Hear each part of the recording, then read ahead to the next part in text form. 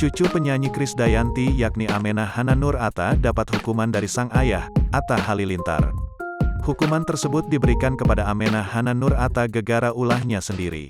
Putri Aurel Hermansyah masih saja mencakar wajahnya sendiri sampai menimbulkan luka. Kelakuan bayi berusia 2 bulan tersebut lantas membuat Atta Halilintar geram.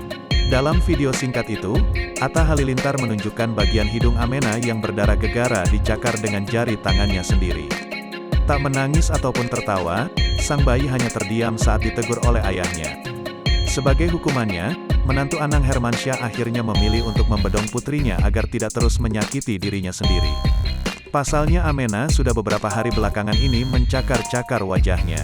Bahkan pipinya juga telah memerah efek cakaran tersebut. Kemudian Aurel Hermansyah mengajari Amenah untuk meminta maaf kepada ayahnya. Efek dari perbuatan tersebut, akhirnya kedua jemari anak perempuan Atta Halilintar dan Aurel Hermansyah itu diamankan dengan sarung tangan.